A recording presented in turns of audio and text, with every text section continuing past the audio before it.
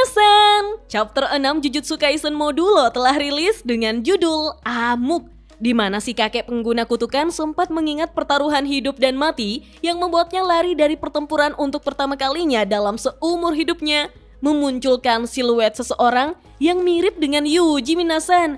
Coba lihat jaket yang sering Yuji pakai dan bekas luka di dahinya. Apakah itu berarti si kakek pernah bertarung dengan Yuji Minasan? Sebelum saya lanjut, siapa tahu ada yang senang dengan konten sejarah, bisa bantu subscribe channel sejarahku ya Minasan, linknya ada di deskripsi. Tertulis pada panel awal, pertarungan sengit dengan sang lansia pengguna kutukan. Tapi, fenomena apa ini? Diawali dari si kakek yang bertanya-tanya saat melihat bebatuan yang melayang di udara. Lalu Sumugi dan si kakek terkejut melihat Maru yang sudah berjalan mendekati mereka. Padahal, Maru sudah dibuat pingsan di rumah kakek tadi. Sejak kapan dia ada di belakang mereka? Si kakek tidak menyangka jika Maru masih bisa bangkit lagi. Kita pun diperlihatkan Maru yang terus berjalan dengan mata tertutup, tetapi mata ketiganya terbuka dan melirik ke sekitar mereka. Hal itu membuat si kakek mempertanyakan, apa mata ketiga itu asli? Siapa sangka Maru mulai menyipitkan matanya untuk langsung membukanya lebar-lebar, sehingga si kakek tidak bisa bergerak Minasan. Ini seperti domain expansion di mana Maru memicu kondisi delirium atau kondisi kebingungan akut yang muncul mendadak. Untuk terbebas dari kondisi itu, si kakek menusuk telapak tangannya dengan jarumnya sendiri meskipun roh pelindungnya tidak bisa lagi bertahan. Namun, Maru sudah lebih dulu bersiap untuk melemparkan pecahan beton. Dengan cepat, si kakek berusaha menghancurkannya dengan jarumnya, tetapi arah lemparan pecahan beton itu bisa berubah. Naas bagi kakek yang harus menerima serangan itu hingga terlempar. Tidak sampai di situ, Maru sudah berlari kencang ke belakang tanpa disadari oleh si kakek dan langsung menghantamnya dengan tendangan kuatnya. Kakek lantas terlempar, lalu tempat berpijak mereka hancur seketika. Tsurugi pun memeluk Yuka yang tidak sadarkan diri untuk melindunginya dari efek serangan Maru. Dia bertanya-tanya, apakah Maru memang sekuat ini? Tidak, ada yang janggal dengan kondisinya. Sekarang, si kakek telah berada di ruang olahraga di mana bola voli dan bola basket mulai berjatuhan. Dengan tersenyum menyeramkan, si kakek menyesal karena tidak membunuh Maru tadi. Sementara Maru berjalan pelan memasuki ruangan itu. Siapa sangka, ada Cross di atas gedung berbeda sedang memantau pertarungan Maru Minasan. Dia memaki Maru sebagai kakak yang bodoh karena begitu mudahnya kehilangan kendali. Tapi, kejadian ini bisa dimanfaatkan untuk memberi alasan bagi pihak manusia bumi untuk menyerang mereka lebih dulu. Toh, jika perang dimulai, ada Dabla di pihak mereka. Nah Minasan, Dabla ini pemimpin mereka ya. Dikatakan bahwa dia itu sekuat Sukuna. Kembali ke pertarungan, terlihat bola-bola yang tadinya menggelinding di lantai, kini mulai melayang di udara. Membuat si kakek berpikir, apakah itu anti-gravitasi? Tidak. Kemungkinan itu teknik yang berkaitan dengan konsep. Tidak ada gunanya dia pikirkan, tapi mau tak mau, si kakek tetap terpikirkan. Ketika jarum jam mulai berputar dengan kencang dan timbangan mulai error, terdengar suara 5 detik lagi. 3, 2, 1, jeng jreng. Mulai. Do, re, mi, fa, sol, la, si, do. Bong. Di saat yang sama, si kakek justru mengingat kenangannya sekarang. Pertaruhan hidup dan mati yang membuatnya lari dari pertempuran untuk pertama kalinya dalam seumur hidupnya. Kita pun diperlihatkan siluet seseorang yang menutupi kepalanya dengan hoodie jaket. Jika diperhatikan, hoodie-nya seperti keluar dari kerah baju, persis seperti gaya berpakaian Yuji ya Minasan. Apalagi saat orang dalam siluet itu menatap, memperlihatkan bekas luka di atas alisnya yang sangat mirip Yuji. Wah, rindunya.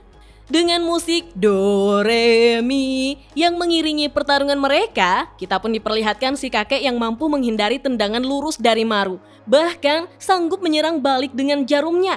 Tapi Maru mampu meraih jarum yang melewati sela jemarinya dan menarik jarum itu sehingga tubuh si kakek ikut tertarik dan langsung menendang kuat perut si kakek.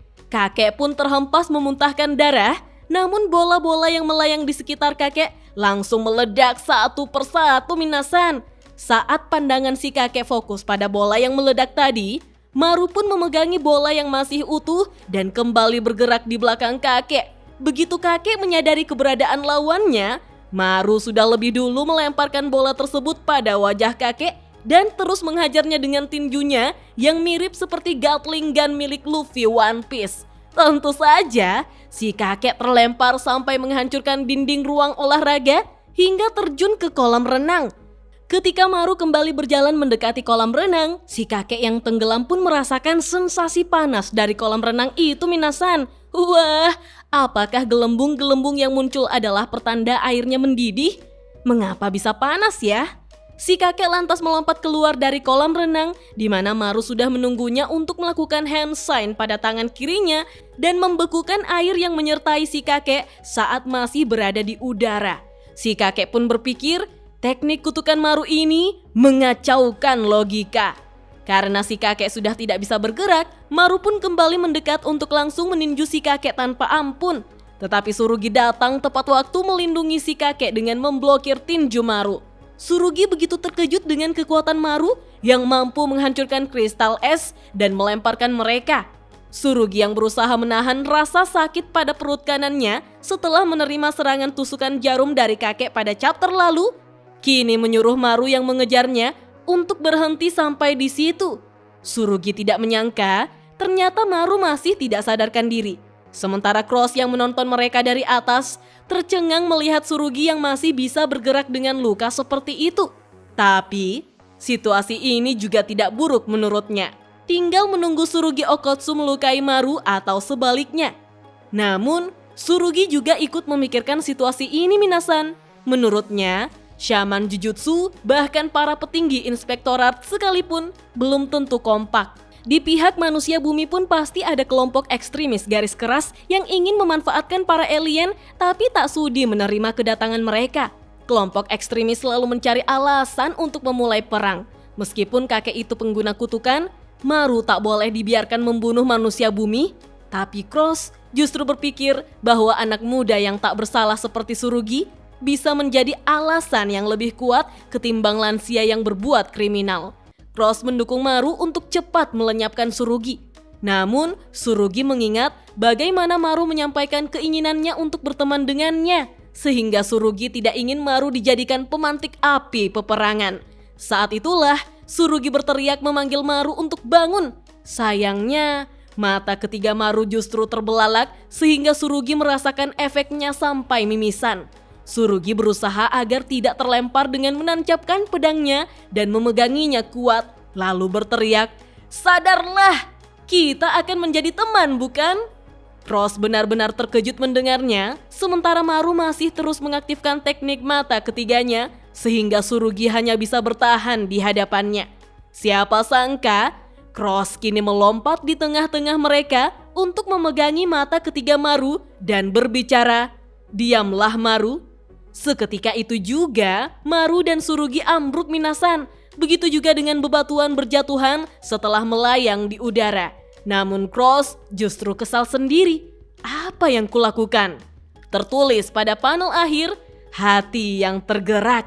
Wah, apakah Tsurugi juga berhasil menggerakkan hatinya Cross, Minasan? Pada akhirnya, Cross sendirilah yang menggagalkan rencananya untuk melangsungkan peperangan dengan manusia bumi. Kalau menurut Minasan, bagaimana? Apakah manusia dan alien memang bisa hidup berdampingan?